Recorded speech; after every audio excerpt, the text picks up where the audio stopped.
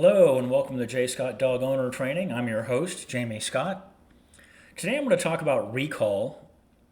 Probably half my clients come to me and say they want better recall as one of the things they hope to accomplish with training. I don't generally teach recall. Let me tell you why. First off, I think most people use the come command in the wrong way. So if your dog is fence fighting with the neighbor's dog, or rolling in a mud puddle at the dog park, or chasing a squirrel and you don't want him to run off, most dog owners will call their dogs. They'll stand at the back door, call their dog to them, come. Your dog is never going to learn you don't want him fighting with the neighbor's dog through the fence if every time he does it, you call him back to you. Okay? That's not a situation where you should be using recall.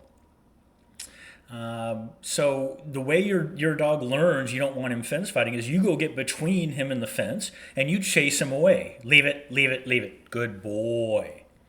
And then you start walking away, and the second he even looks toward that dog, hey, I said leave it, you're going to correct him. That correction and the timing of it are vital. Okay? And I'll go into that in a different video someday.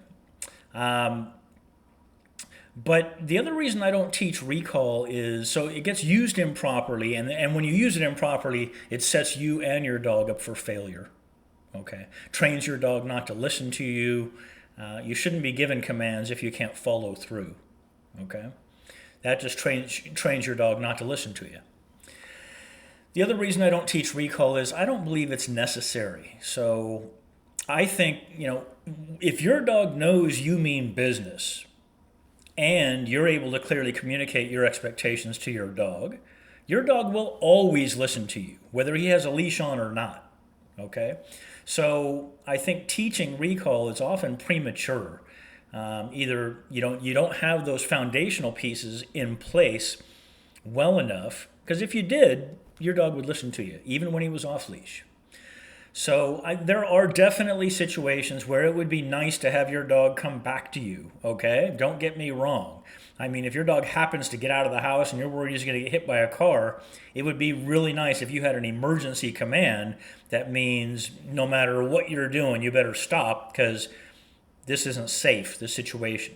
And you could get him to come back to you or freeze or whatever. Hopefully that never happens. Your dog doesn't get out, okay? But in general, I don't believe in teaching recall. I think it will just fall into place as you get a good solid foundation with your training. That's what I got for you today. Thanks for watching. And remember, always give your dogs what they need to feel secure and be happy. Take care.